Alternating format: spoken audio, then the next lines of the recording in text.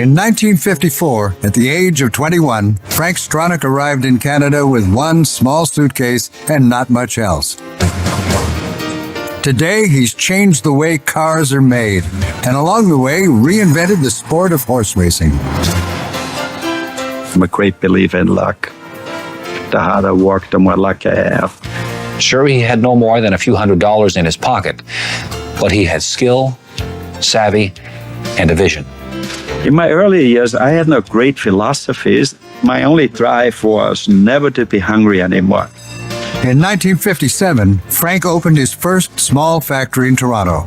Times were tough, and he didn't get his first car contract until 1960, an order for 300,000 sun visor brackets. He never looked back. Do I respect him as a businessman? Absolutely. I respect anybody that starts out sleeping on a bench in a garage. This is not an easy business, and to build upon success, this is not something you see every day.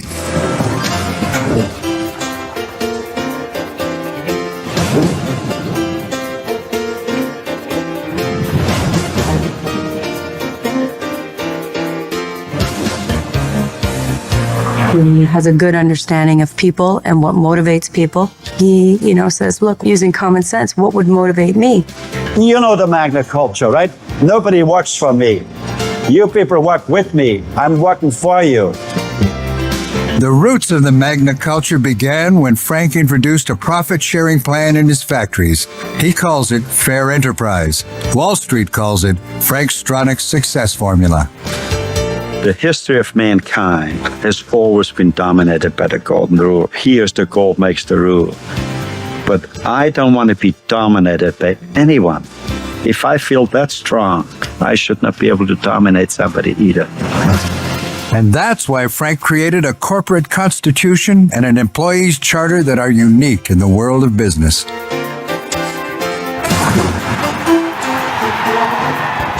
In 1960, Frank bought his first horse. And today he's one of the world's leading thoroughbred owners. Frank, you and Magna have created so many jobs for people around the world, and in the process have enriched so very many communities. I'm proud to know you. I'm proud of our friendship. I'm proud of the vision you've displayed throughout your business career. In 1995, Frank was inducted into the Canadian Business Hall of Fame. In 1998, his horse Awesome Again won the Super Bowl of horse racing, the Breeders' Cup. In 1999, he was awarded the Order of Canada. In 2004, he donated $8 million to the local hospital for Aurora and Newmarket, Ontario, and, once again, won the Breeders' Cup with Ghost Zapper. Ghost Zapper! Today, that young tool and die maker who came to Canada 50 years ago is a respected entrepreneur, a community leader, and the premier player in the sport of kings. And along the way, he's done it all his way. Over $500 million has been raised to help the victims of Hurricane Katrina. Many Canadians have opened up their wallets, including Canadian auto giant mogul Frank Stronach, the founder of Magna. Yesterday, he headed down to Florida to meet with the hundreds of people he's helping by providing them with accommodations at his horse training facility, Palm Meadows. I can't think of a better guy or a bigger mensch than my friend Frank Stronach. You and Magna have done so much for communities and charities around the world. Congratulations once again. I sometimes say, I'm not quite sure yet when I grow up what I will do, There's a lot of pride when you start something from scratch. So you want to look down the road and say, I hope you've put the right foundations in that this company will carry on for the next few hundred years.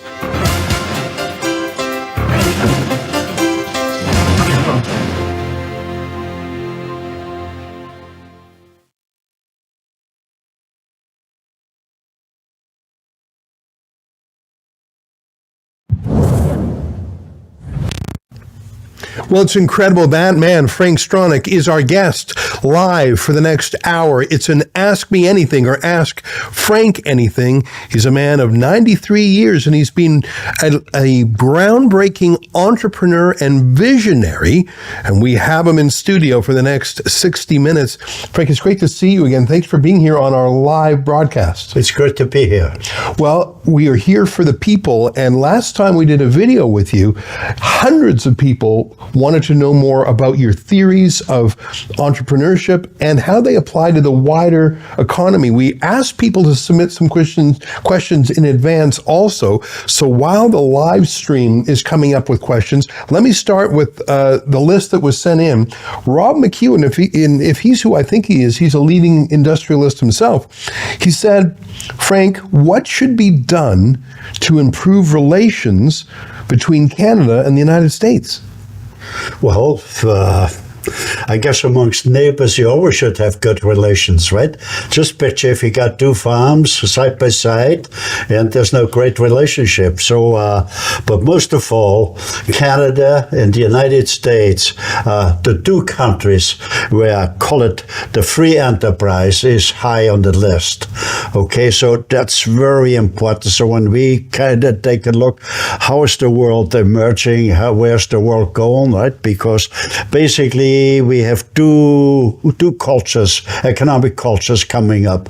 One is the Chinese and Russian kind of the communistic culture, and one is the capitalistic culture, right, which practiced by the United States and Canada, right? So we have to. That means Canada and the United States must have good relationship, right?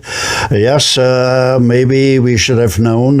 Trump does make some shoots a little bit out of the hip, right? But that should not, it doesn't mean that we have to shoot back, right? We should say, look, we've been for hundreds of years, great neighbors, great relationship, and most of all, it's so important that we are united because there is a big threat. That's Russia and China. Well, that's very powerful, and I love the fact that you're standing for the relationship. Just out of curiosity, how big is Magna in the United States? I know you have factories around the world. What's the size of your footprint in the U.S.? Well, I was perhaps the largest city landowner in America, right? Because years ago I bought pretty well all the horse race tracks, right? And the cities grew around, right? So, but we over and above, I think we had about 50,000 employees, right? Or provided, we had factories. Yeah, I saw Bill Clinton in your biography there. I guess you made a mark. About 60,000. And I met Donald Trump quite a number of times, yeah? Pretty well, all the presidents, right? From Bill Clinton to Bush to just about everybody. Sounds like we could use someone with your point of view and your relationship to get things back on track. Frankly, if you have that many factories and that many employees in the States, who knows? Maybe you could help the two countries get along a little better because there's this. Well, it started out where Trump made a comment. Look, we've been subsidizing Canada in regards to, call it army equipment, etc. Right? And so I think Canada said, look, let's look at the figures. If that is the case, we want to do our share to support, call it a free country, free enterprise.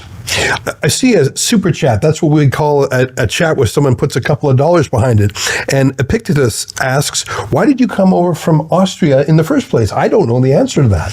Well, I think it was, I witnessed the war, right? I grew up during the war, and when the war ended, I was, 12, 13 years old. So a few later, when I was 20, 21, not even 21, I heard great stories that the living standards are great in Canada.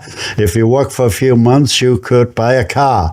And I kind of grew up in a working class family. I had to share a bicycle with my sister.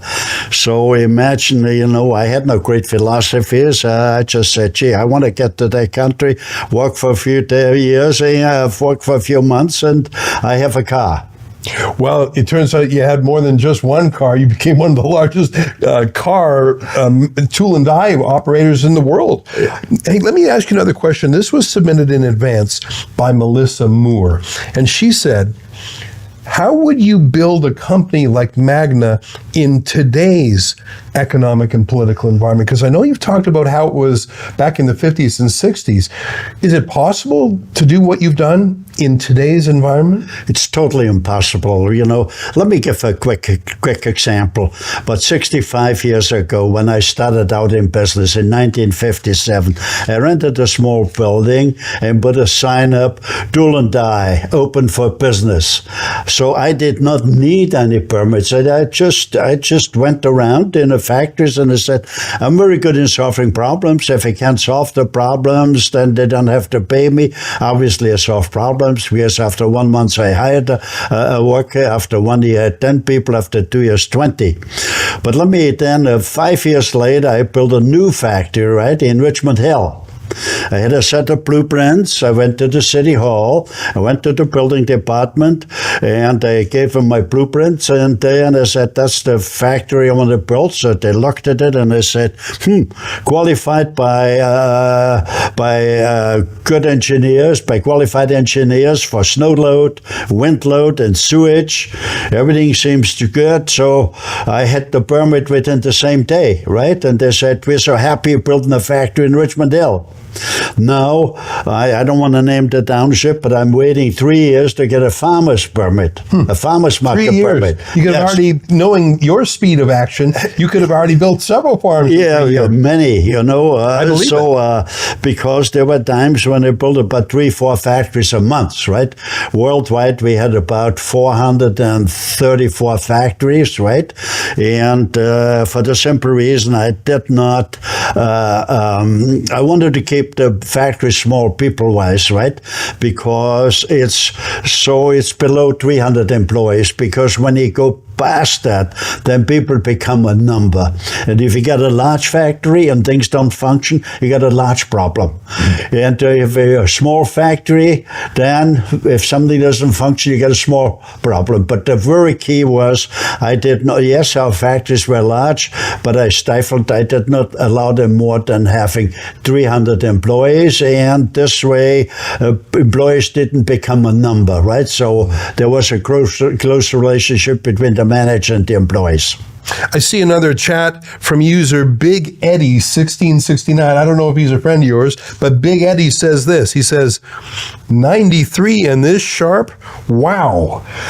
Let me ask you, did you have a health regime, or is there a diet you have? How do you stay so sharp at 93? Because I think most people think, well, when you're 93, you're still giving her full tilt. Is there some advice you would have for young people on how to stay sharp and active well into your 90s? Well, it's very important. Like there's a foremost doctor, right?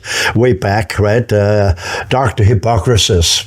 He said, let food be your medicine, and medicine is your food. So basically it says, look, there's so many things which grow naturally, and you got to sort out, and you got to eat what's good for you, right?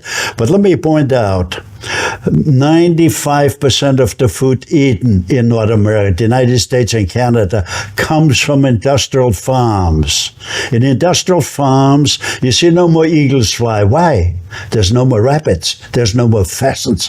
We spray so much fungicide and pesticide, we practically kill everything, right? It gets in the air, we breathe the air, it gets in the water, we drink the water, it gets in the soil, and it gets into the food. So I think it's very important that we keep watching what we eat. People have no idea how many chemicals they eat, right? Basically, we poison our kids because pretty well all our kids have allergies, and stage 2 diabetics is very much climbing. So, look, with all the chemicals there's around, so the food comes from industrial farms, and you see no more eagles fly. Yeah. Why? There's no more rabbits. Yeah. There's no more pheasants, right? right? We kill everything.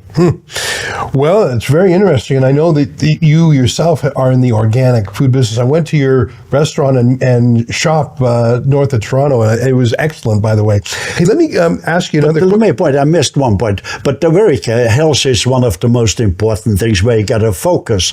So you got to focus, you got to concentrate, you got to do research, you got to try things, you got to ask things here. So that's an ongoing thing too, and so you got to try to eat things which are healthy for you. And you know if you feel healthy or not healthy, right? So it's not a great magic thing to do to kind of exploit.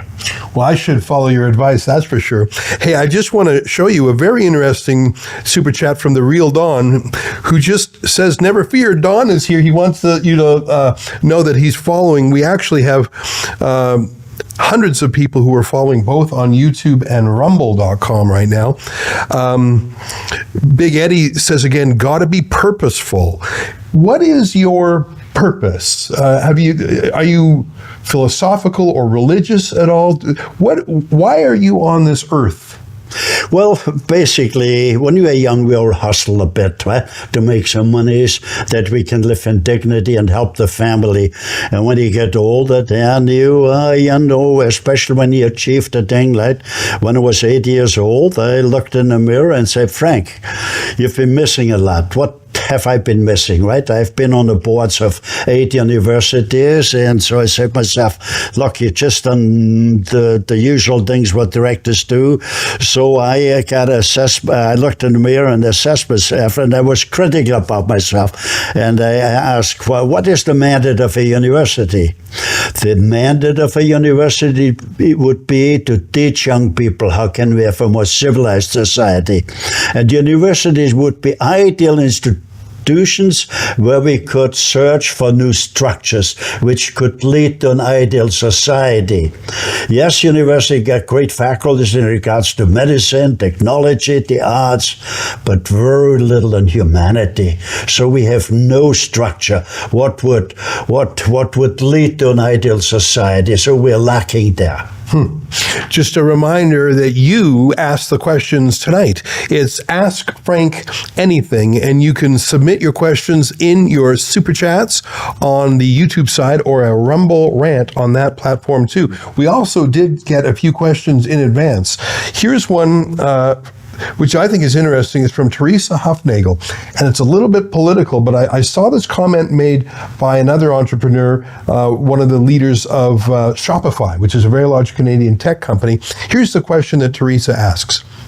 How can local entrepreneurs compete when government grants seem to favor foreign applicants over Canadians? And I think, for example, in the auto sector, there were huge grants and loans to foreign-based automakers to set up electric vehicle battery plants in Canada. Do you think the government is meddling in the market too much? Do you think it's favoring big international companies? Well, basically, large companies have more influence, right? When I run Magna, you know, and which I created 180,000 jobs, we could practically get an appointment with anybody, right? In any country, right? We had over 400 factories in 34 different countries, so you have a lot more influence, right? But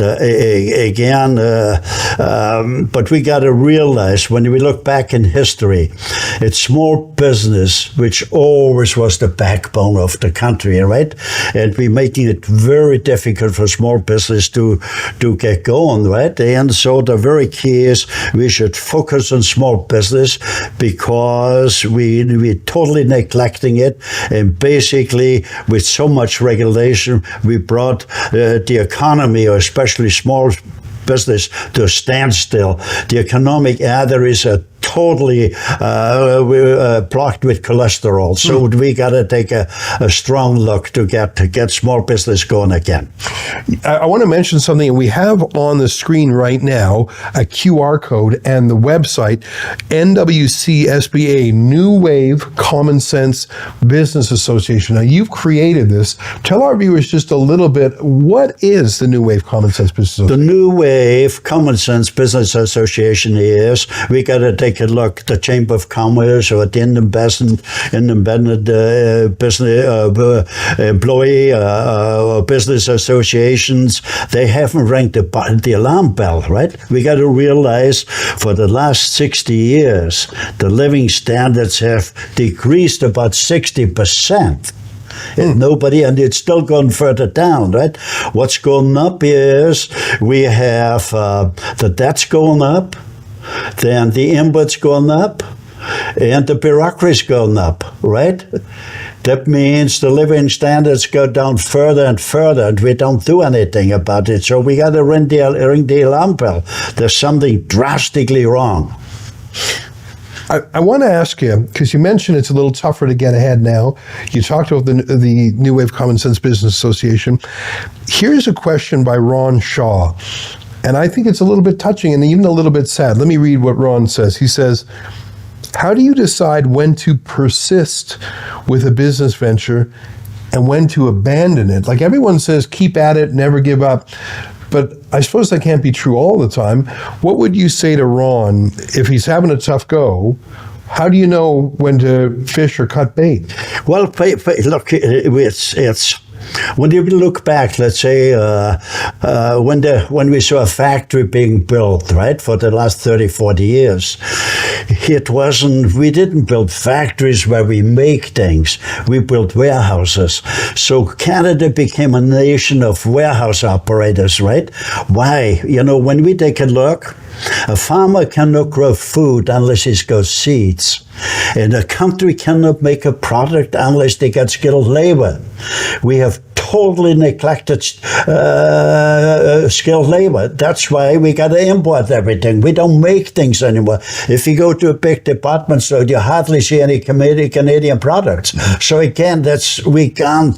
And Canada had great skilled labor. We had great factories when we look back 50, 60, 70 years ago, and it all disappeared, right? Because we have accumulated so much. Our bureaucracy's gone up about 400% the last 60 years. That's a strong statement. So it hasn't gone up overnight. It's slowly set in. And I think the politicians are trapped in that system. They can't really, can't do things, right? I want to ask you about the trades, because I think in our modern society, we value people who go to university, even if their degree isn't that useful, honestly. And I think there's sort of a snobbery looking down on people in the skilled trades. And I don't think that makes sense. You employed 180,000 people, mainly in the trades. How would you convince young people today to go into the trades, even if it's not considered cool on TV? Well, we got to take a look, what's the reason, right? So when you look back, Canada, a lot of immigrants, like, 50, 40, 50, 60 years ago or 7 years ago, people which had a hard life, especially the ones coming from Europe, right? So for parents, it was a logical thing just to teach your kid or tell your kids, be a lawyer or be a financial thing, etc., right? But that's gone overboard now, right? When you take a look, when you look back, when the first computers came on the market about 50 years ago, the slogan was, if you got one of those computers, you could eliminate an office in a high-rise building. And now when you look around, you got 20 times more buildings. What do you think they're doing there? It's regulations. We got regulators which regulate regulators, right? So all the signs are there. We got too many bureaucrats, too many regulations, and we got to break that cycle. I see some more YouTube comments come in. Let me read some of them for you. I think this is an interesting one. Janice Maslanko says, please ask Mr. Stronach, who was his biggest influence in life? Who was your biggest influence? Well, it's life itself is a great influence, right? We go to stages, or to evolutionary stages, and I've always said, life is basically a question of circumstances, being there at the right the right place at the right time with the right ingredients. There's lots of things can happen. So my greatest influence was circumstances, right? So when we look back, because society came a long way from the caveman to the hunted, to the kings and to the servants. And what we have now is we have bosses and unhappy workers, right? So there's a lot of circumstances where and I should maybe tell it's a short story, right? My foreman, right? After 3 years, I came in 1954, and in 3 years, in 1957, I had $5,000 saved up. So I rented a small building, I bought a few used machines on a down payment, and out I went hustling, and I said, I'm good in solving problems, but if I can't solve the problems, they don't have to pay me. So obviously, I solved problems because after 1 month, I hired somebody, after a year, about 10 people, and after 2 years, 20. And there, an evolutionary process happened. I noticed my foreman was a bit different. It was a German fellow called Herman. I said, Herman, what's the matter with you lately? Well, he says, I'm thinking of starting my own business. So I looked at him and I said, look, let's start the war. Maybe there's a better answer.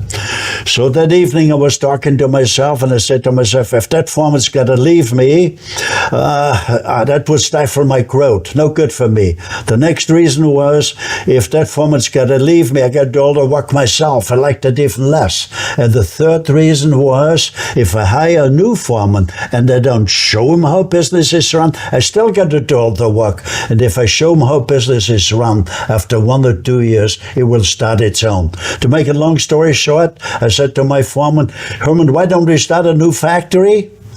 I own 2/3, you own 1/3. He looked at me and said, you mean it? I said, yes. He went right away to a lawyer, and we signed the contract, and that we built a new factory. It didn't take long, and the guy hustled. That was his factory. He was so proud. He was, so basically... He was an owner. Yes, so basically, over the next 5 years, I took 6 more foremen, done a similar deal. So after 5 years, I had about, I think in those days, it was maybe 100 million, which in today's dollars $1 billion, and incredible cash flow. And then I became a little sentimental, and maybe I looked at, if I get employees involved, we do all the better. The employees would do better, business would do better, etc., etc. So I gone public with the private company, gone public, and I put in an economic charter of rights at Magna. It was basically it's a short economic charter. Basically, the key was, what do we do with the profits? So the shareholders get 20% of the profits, the workers get 10% of the profits over and above the wages, management gets 6% of the profits, research we allocate 7% of the profits, and to charity 2%. But when I put in that economic charter, our profits climbed 40% the first year, 100% the second year, and 200% the third year. So what the message I want to get across, when you let employees participate in a tangible way, to participate, getting a portion of the profits, you release an energy of untold proportions, because they up on the front line, all of a sudden the brain starts to working, they start to think, how can we make a better product? I get a cut of the profits. So it's an amazing, and that accumulated wisdom I want to transfer to the younger generation, right, in Canada, because the country was great to me, such a great country, but we're losing it unless we do things. Wow, that would have been such an incredible place to work. I mean, just the fact that you could have a share in the success of the larger venture, I think that's amazing. I have a question here from a viewer that's a little more pessimistic. You talk about explosive growth. What you talked about there is obviously how you get to 180,000 employees. But let me read to you a more depressing remark, and it's from Walter Duncan. Let me read what he says. He says, with recent tariffs, there's now talk of the tool and die industry being decimated in Ontario. Can this be avoided? I guess this goes to the first question about Canada-U.S. trade. Are you worried? Are you worried about your own factories? Are you worried about other factories in Ontario? Well, it is basically the communication wasn't the best. It wasn't the best on the Canadian side, right? Because you should say, look, over the last few hundred years, we always were good neighbors. Let's avoid what kind of keeps us apart, or why, etc. Right? But so we still should be optimistic and get to there where neighbors could have neighborly talks. But I think he mentioned the tool and die business he was in. For tool and die, because there's a real shortage, right? Doesn't matter where it is. There might be a shortage in Europe, a shortage in the States, and especially shortage. So tool and die would have not. If you hustle, right, if you know what to do, I think you should get lots of work. You should get lots of, because it's a dying trade, right? Okay, and so we have been missing the skilled labor, right? And so that without skilled labor, we can't make any products, right? Mm-hmm. I got a question for you. It's my own question. We've got some great ones that were pre-submitted and on the chat, but you've made me think of another political wrinkle, which is when Prime Minister Mark Carney, in his recent trip to China, he came back saying he would allow 49,000 Chinese-made electric vehicles into Canada every year. Is this interesting? Is this a good or a bad idea? Do you have any opinion about Chinese-made auto parts or Chinese-made cars? Well, it's trading. Trading is important for countries, right? But trading, in the final analysis, has to relate to jobs. Okay, because jobs is really the most important thing here. So it's I don't see no problem that because they have advanced in electric cars enormously, right? And it's a nation which just had bad leadership for many generations, but so they've done amazing things, right? So it's fine. We could learn from those cars. Maybe we could duplicate it, right? Because I remember about 20 years ago, when I was the last time in China, I saw Mercedes had built a truck plant, right? 100,000 trucks a year, all automated robotics, and 5 years later, I was there again once more, and not far away from the Mercedes plant, I could see a Chinese truck plant doing 1 million trucks a year, all automated, all robotics. It's an amazing thing what they've done. They copied Mercedes, right? We could maybe copy some of the Chinese, right? Because we got to focus on skilled labor again. So in the meantime, we could take a look. What did they do? And we could copy and make maybe make better cars than the Chinese. I hope so. I'm worried that they might be dumping them here at the low market prices. It's a relationship. Mm-hmm. We grow a lot of foods, and the Chinese are short on foods, because etc. So we offset it with a lot of foods, but that's another question. There's a lot of questions coming in now. One of them is about the oil and gas industry, which is mainly in Alberta and Saskatchewan. Do you have any thoughts? I mean, I suppose automotives rely on oil and gas drivers fill up, but do you have any opinion about the industry, about its future? What are your thoughts on oil and gas? Well, what I think on oil and gas, I think management of the oil resources and the refineries, etc. I think there's short-term thinking there, right? Because we got to realize there's about 2 billion cars on the road now. If they just use 1 gallon a day, it's 2 billion gallons like there's a Glorians River flowing down, right?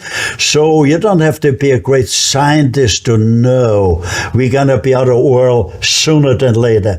And thousands of other products are where raw oil is a substance to whatever many things we do in the medical field, just for thousands of other products.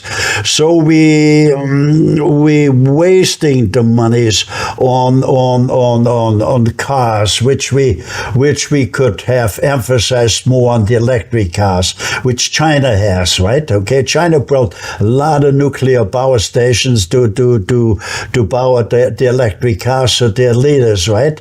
So we've been has been missing that. Okay, so there's no question we are not being careful with non-renewable oil, right? Because it's going to be used for thousands of other products, and it's dwindling. Okay, so well, they're discovering more every day, though. That's the with fracking and with the oil sands. 25 years ago, the oil sands weren't even really around, and now it's the largest source of oil in Canada. Yeah, in Canada, but it's still non-renewable, right? And the amount of oil which is used every day, right? Every day in traffic jam, really, it's breathing the carbon monoxide, etc. It's the traffic jams, and so large electric cars will not solve the traffic jams. I want to switch gears a little bit. Here's an interesting question. I can imagine when you were running Magna full time, you really were reading memos and briefings relating to the business. But now, do you have time for books? Are there any books that you might recommend to viewers? I think they want to know the kind of material that you find interesting. Well, I wrote my own books. Okay, so I have 4 books. The first book was The Magna Man, The Road to Economic Freedom. Then the second book was The Question of All Questions, Where Do We Come From, Where Do We Go? A very interesting book. And then The Greed Factor, right? Because greed is such a destructive force, right? So that we have a lot of greed. And the 4th book was the Canadian Economic Charter of Rights and Responsibilities. So my mission, basically, the message I want to get across is the human Charter of Rights alone is not sufficient. We have to fortify it with an economic Charter of Rights. Economic Charters of Rights will lead to economic democracies, and economic democracies are the basis for democracy itself. Let me put that in a grassroots language. All politicians agree, all business people agree, if the economy doesn't work, not will work. If the economy doesn't work, you cannot feed the hungry, you cannot look after the most fragile people, the elderly, the sick. But we do not talk about the economy, the most important subject. Okay, so we don't. So the message I want to get across loud and clear is, without workers, you can't make a profit. So it takes a smart manager, hardworking employees and investors to make a profit, and workers have a moral right to some of the profits. You know, it's interesting because it sounds like by sharing the profits with the workers, you unlocked their energy, their creative thinking, their work ethic. You made them think like owners. Which brings me to your book, The Greed Factor. Now, I haven't read that book, but I know that Adam Smith, the great free market philosopher, said something like this. He said, it's not by the generosity of the butcher, the brewmaster, and the baker that we eat our dinner, but their self-interest. As in a free market system, you have to make your greed serve other people if you want to get paid by them. So can you harness the greed to do good things? I see it a little different. Like basically, for instance, anything I do, I ask, is this also good for society, for people, right? Okay. Because in the final analysis, if it's not good for society, the system cannot function, right? So you gotta think, is it also, whatever you do, is it also good for society, right? So that's very important. I want to switch gears to a personal question. This comes from Andreas Hackner, who says, do you still own racehorses? And how many wins have you had over your career? Well, I've been, you see, the first 5 years, when I started on in 1957, the first 5 years, I worked every day, 7 days a week, 12 hours every day. After 5 years, I had some money in the bank. I didn't have to worry anymore about getting hungry. I said, look, I'm disconnecting from nature, right, with all the technologies, right? So I looked on a Saturday morning, I looked on the papers, riding horses for sale. I went to the first farm, bought the first horses, and was already chomping that afternoon. But I was so deeply involved and got more and more involved because that's I had to balance out all the technicalities with nature, and horses are the most natural creature there is, and most of all, it's man's best friend. We're not doing the right. We don't honor them enough. We must do a lot more because they block the fields, transport, like it's so many, the greatest services, they've done it willingly, right? So we gotta be more grateful to horses. And I built a major tribute to horses. I think it's the largest bronze sculpture in the world, right? Okay, it's larger than the Statue of Liberty in New York, right? It's about, yes, the Statue of Liberty is a little higher, but mainly concrete underneath. But the bronze sculpture I created is Pegasus, right, which is a mythical figure in the Greek mythology, and fighting a dragon, right? So the height is about 115 feet, the length is about 300 feet. It's a gigantic. So I done it because basically what I wanted to demonstrate, we every day we got to make decisions. Is it good or bad? Is it constructive, destructive, etc., etc.? So the world has always been influenced by the good spirits and bad spirits. It's very interesting that you're so passionate about horses. I guess I knew you did it as a business and as a hobby. I didn't know you were so, your heart was in it so much. That's an interesting. Well, when you take a close look, right? I mean, the United States is utilizing 120 million tons of grain to make ethanol to support the gasoline thing here. So with 120 million tons, we could feed about 120 million horses. There comes a point where we be running out of world. We might go back to the horses, and then we have natural fertilizer, and we go back to the thing here. It might come around. So we should not discard it. We must take care of the horses. Well, you got us covered both ways. You're a big automaker, and you also have your eye on the horses as a backup plan. To relate to horsepower. Horsepower, that's right. Hey, here's a fun one. This is from El Paradiso Wellness Center, who says, Frank, could you purchase CTV or create a media channel? We need to wake up the sheep. Have you ever thought about that? I mean, have you ever thought about becoming a media tycoon? I have a lot of feelings, understanding for horses and how and what, and for cars, etc. Right? The media and the internet I'm not the strongest, so that's why I try to come here and relate to you. You have a good understanding, and I enjoy having meetings with you and to keep people informed. How can we suggest and provide for call it a better life for Canadians? Well, that's great. And I think the reason the question asker asked is because, we see trouble in the media.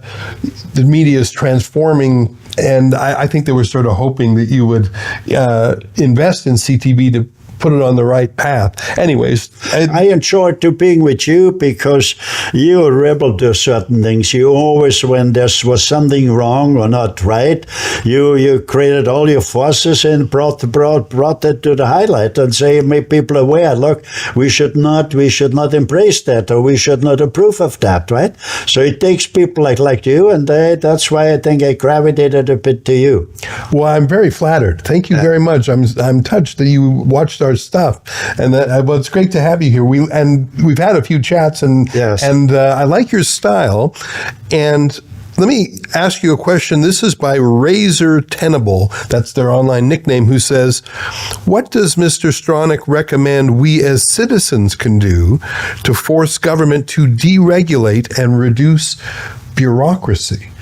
Well, governments won't do it. Otherwise, they would have done it a long time ago, right? Look, sometimes you got to look back in history and say who was a great politician or who said the right things. And Winston Churchill stood out. In his later years, Winston Churchill said it was a very civilized, but he used the name goddamn parliament. It doesn't work. There's only politicians in parliament. The mandate of a politician is to be elected or re-elected. So he says we need a chamber of citizens to balance out the politician in parliament. That's become cumbersome. So I'm saying is Canadian small business could be the chamber of citizens for Canadians, because if small business does well, the whole country will do well. And they were always the backbone, but now they practically cut off everything here, right? Okay, so that's the main reason we created the New Wave Common Sense Business Association, because it's got to make economic sense, right? We can't, Parliament just can't, or the government can't just print monies every time they got a problem, right? They're printing monies. And I should maybe highlight just, which it's fresh in the minds of a lot of people, right? But 3 weeks ago, the federal government, the provincial government says, we got to help the municipalities. We got to bring the housing costs down. So they declared we're going to help the municipalities. We spend a few $1 billion. Okay, because the housing permits were so expensive. Right. They didn't ask how come the housing permits are expensive. They so expensive because they had so many bureaucrats. That's why it got out of line, way too expensive, right? They climbed. So what they do is but they print the monies now, okay, so the hole gets deeper and deeper, right? So we gotta look, if you got kids or grandchildren, like the mortgage is giant. I think that is close to 2 trillion, over 2 trillion, right? It's how do our younger generation pay that back? So we do, look, we must inject some economic sense to the politicians, right? And that's why it's very important. We need the New Wave Common Sense Business Association, which will endorse the economic charter, right? And will question the politician. Are you for the economic charter, yes or no? For folks who want to learn more about that, this is the Small Business Association that Frank has. You can see right there on the screen the website and that QR code which scans and goes there. So Frank, there's a lot of information there. I want to ask you a question which I thought was sort of interesting, because I think quite often our personalities and our ideas are set much younger than we think, much earlier than college or even high school. So here's a question about our education system, and this comes from Scott Kellogg, who says, what can be done to promote entrepreneurship within Canada's education system? So how early would you teach people about how business works, and would you have a class? How would you get a new generation coming up that believed in freedom and work and the free market and all the ideas you've been talking about today? First of all, we need a major revamping of our educational system, but it falls back again to, I've said early on, the world has always been dominated by the golden rule, whereas the gold makes the rule. Now you don't see the rulers no more. They might be in Hawaii, they might be in Beverly Hills, they might be in Monaco, but I call them the financial elite. Okay, they don't want to share the profits with the workers. So really, we gotta dismantle the chains of domination, the golden rule, right? Because the golden rule do not promote to teach people how easy it would be to get in the business of yourself. Okay, it's so easy. We gotta teach our young people, look, be an entrepreneur. Teach it's not difficult, right? To to get things done, right? Because my education wasn't that great, and I got going, right? So we look. There's little hope now, huh? Because circumstances, parents kind of persuaded their kids, be a lawyer, be a thing here, but we neglected the skilled labor. That's why part of the sixth principle in our economic charter. We said high school should stop at grade 10. Then the grade 11 and grade 12, the students should be exposed to the trades. This will be a gigantic win for the students. It will give them more knowledge. The more knowledge you have, the higher you pay. And it'd be great for society because there's no more tradesmen. We got to fix something now. It takes it forever and it's expensive.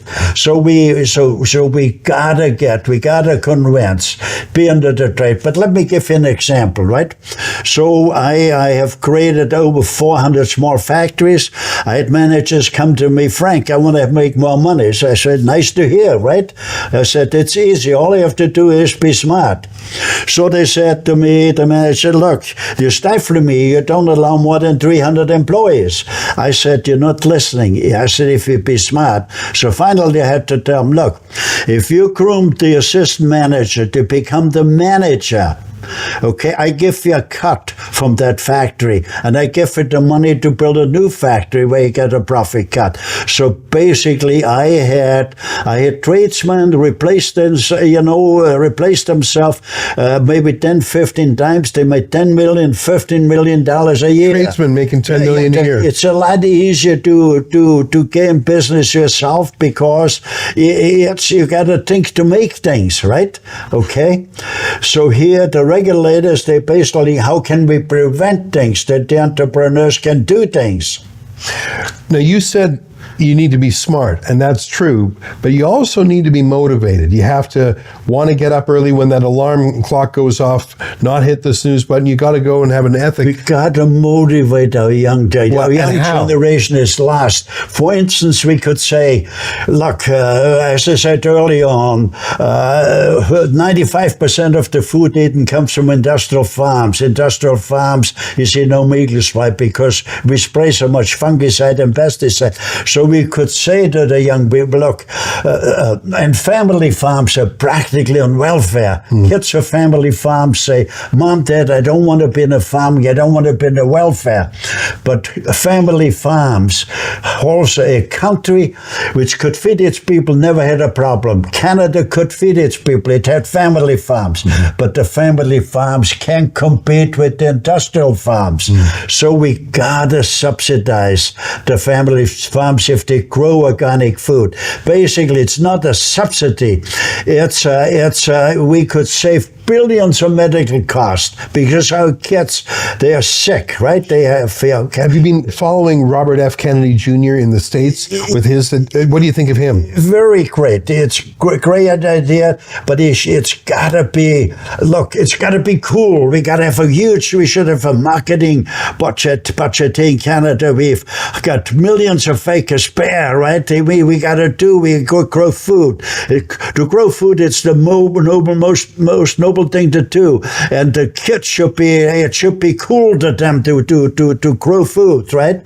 That'd be a gigantic thing to not help Canada, to eliminate hunger and make it more reasonable, and it would even help the world. That's sort of incredible, and the idea of making farming and trades cool. Cool. It's got to be cool. I think you're right. People, they need some guidance what we can do. Okay. We just got a question in from Wizardly, who says, question, what would Frank do tomorrow to change it all? To change it all, you got to look, if something doesn't work in your personal life or in business or in society, you should know you got a problem. If you don't know you got a problem, you really got a problem, right? So the big problem is we have grown over 400% in the bureaucracy, and they're stifling, right? Look, it'd be better off keep paying them, but send them home, and let the entrepreneurs, yes, the entrepreneurs or trades regulated themselves for the last few hundred years.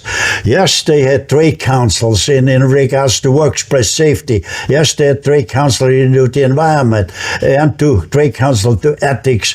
Let small business take care of the rules and regulation, that it be just a fraction what the government regulators would be. You know, governments have been no business to be in the small business. Let them set them free. Small business should not pay a business tax, because small business doesn't make a lot of money. So small business wants to grow. They want to hire employees. When they hire employees, governments make more money with the wage taxes, right? And government and small business they can create their own regulation, and the new wave small business association could be guidance to small business, right? But if we set small business free, it'll be an amazing day what they things could do. And they've done amazing things 70, 80 years ago. You know, Canada was the great place, you know, with small business at its height. Well, I hope we can get that back. Folks, for this last 51 minutes, we've been talking to Frank Stronach, a great entrepreneur, builder, and I would say a philosopher as well. We have only 9 minutes left, so if you have a question for Frank, make sure to put it in the Rumble Rant or the Super Chat now, and my colleagues are putting it on my screen here, so I'll do my best to pick them. Here's sort of a futuristic question.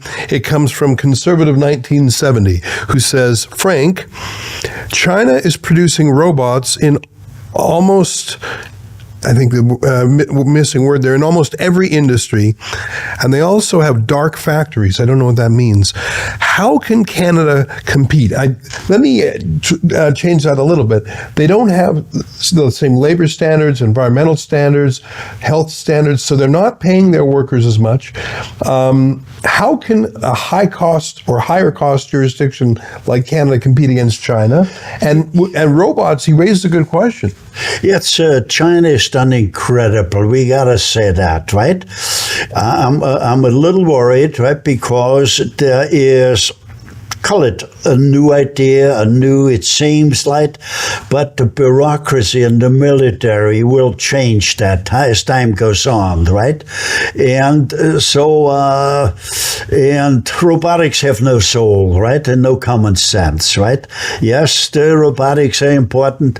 And yes, China, I think China, the wages, let's say shelter and food is better now than it ever was. They make huge, but it's not, the freedom is curtailed, right? And we must, people gave their lives for freedom, right? So freedom is got to be on the number one on the agenda, right? We could never forgo freedom, right? So freedom is the most important thing, right? And people gave their lives for freedom. Frank, are you an optimist or a pessimist? No, I believe in something good. But I naturally have always said, it doesn't matter how smart you are. If the stars are not aligned, it won't work. So I've been blessed. I've been blessed with good health and a good mind, and I'm optimistic. I can look into the future and predict the way society will be going, right? So I can forecast, I could highlight, but everything we do, we can't have a chainsaw approach, right? And we shouldn't point the fingers. It's the bureaucrat which are at fault, or the politician. Yes, they were at fault, but society, I think, because we did not pay more attention, right? Okay, so we gotta find a civilized way to reduce the bureaucracy. And And I've said, look, we could let go maybe 60% and have a great payout for them, a 5-year payout, right? If you get a huge bonus, if you find a job in a private sector.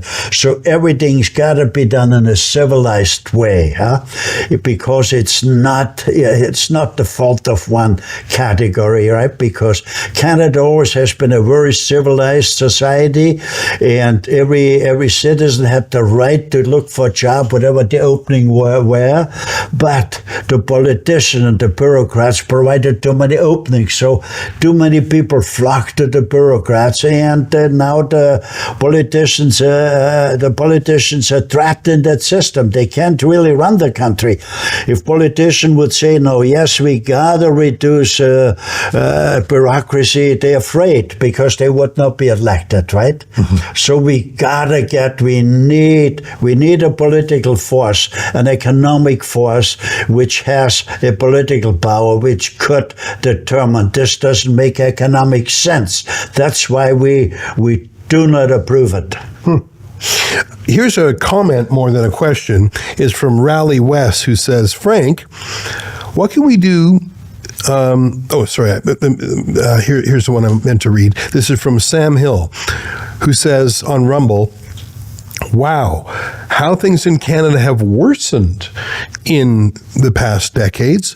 Frank Stronach, like Don Cherry, another great Canadian. And I think there's a couple of interesting things in there. He's calling you a great Canadian like Don Cherry. Was a great hockey coach. Yeah. Won the Stanley Cup. Do you like that comparison? How do you like the comparison to Don Cherry? Basically, I like to see, I'm on a mission. I like to see Canada being the first country in the world with an economic charter of rights to support the human charter of rights. And economic charters of rights will lead to economic democracies, and economic democracy are the basis for democracy itself. So with an economic charter of rights, we could eliminate poverty in Canada, and we got to realize you're not economically free when you're not a free person unless you're economically free. What would that mean to Canadians? I'm saying if a Canadian woman or Canadian man worked for 30 years, they should have enough accumulated to own their own house or condo, might be a small one, mortgage free, and should have at least $300,000 in the bank to subsidize their pension in their old age and choose their own road to happiness for the remaining years. How many people do you know which have no mortgages on the house, have minimum of 300,000? We had to add so much in technology. Where did all the money go? So in essence, the financial elite grew immensely. Okay, I don't know anyone under 40 or even that many people under 50 who could say they have a paid off house, $350 in the bank. I just think that's harder and harder for young people, especially. That's the minimum we could do. Now you're saying that's when they're retirement age, but young people can't even get into housing. No, because we got to create the economic charter. The economic charter puts a discipline on the politicians that they can print monies because they must have balanced budgets. And number two, in the economic charter, you must have a certain amount of bureaucrats, right? But maybe then, there's just a recent survey done. Canada has 100 bureaucrats per 1,000 people. The United States has 70 bureaucrats per 1,000 people. And Japan has 40 bureaucrats per 1,000 people. But 60, 70 years ago, Canada had maybe about 10 bureaucrats per 1,000 people. We must reduce it, okay? And so the economic charter will reduce because it's in there. And number three, we must have a simple tax system. We have a tax code now with thousands of pages, 1,000 confluent paragraphs. There's hundreds of thousands tax lawyers involved in it to find loopholes all the time. It doesn't work that way. Yeah. We must have a tax code where a high school student could figure it out, right? Yeah. If you make more money, you pay more taxes. Okay, and number four, we must free small business. We must set them free. Yeah. Let the entrepreneurs, like they done a beautiful job 60, 70, 80, 100 years ago. Canada was booming. Everybody wanted to come to Canada.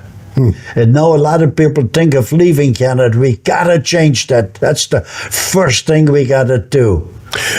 Frank, the last hour has gone by in a flash, and I want to thank our viewers for sending in a ton of comments and chats, and I'm sorry I didn't have a chance to get to all of them, but I see one that I want to end with, and it's from Gerhardification, that's his nickname, who says, Frank Stronach for Prime Minister. Were you ever tempted? Were you ever tempted to run? Well, I'm not quite sure what I will do when I get older.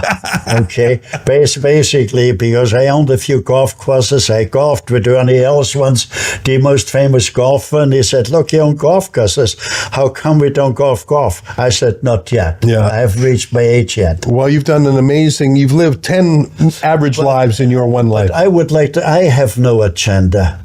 This country was great to me, and I have a conscience. My conscience tells me, Frank, you must do this. Yeah. Okay, so I hope we can do it again, or have a regular thing here where we inform Canadians what they have to do, because we did not go. Because basically we also have a small business advisory called SAFE. Stronach entrepreneurship for entrepreneurs. It's safe, right? So we could talk a lot of things and be helpful to a lot, because there's a difference when you have a small company with 10 people, with 50 people, with 100 people, with 1,000 people, with 5,000 people, with 10,000, with 100,000. We can elaborate on it, what structures you should have, okay? Well, we've got 34 people at Rebel News, and we're fighting hard to grow. Frank, it's great to spend an hour with you. Special thanks to our team, Olivia and Efron, who were working diligently behind the scenes, and of course to all of our viewers at home. You can learn more about Frank Stronach's ideas by clicking on the QR code on the screen, or going to NWCSBA. That's the New Wave Common Sense Business Association. On behalf of all of us here at Rebel News, to you at home, good night, and keep fighting for freedom. And I hope you invite me You know back the to Magna the culture, show. right? Absolutely. Nobody works for me. You people work with me. I'm working for you.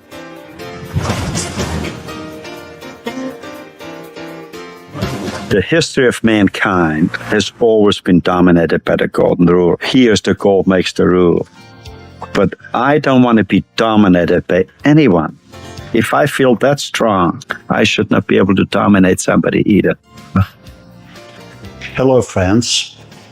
My name is Frank Stronach. Some of you may know me as the founder of Magna International, but I didn't start with much. I came to Canada as a young man with just a few dollars in my pocket. I didn't know anyone. I didn't have connections. What I did have was a belief that in this country, if you worked hard and played fair, you had a chance. I rented a little garage and opened a one-man tool and die shop.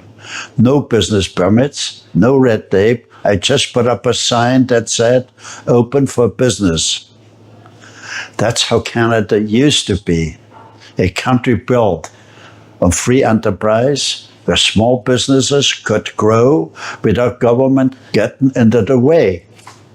From that small shop, I built Magna, a global company with over 180,000 employees and over 400 factories.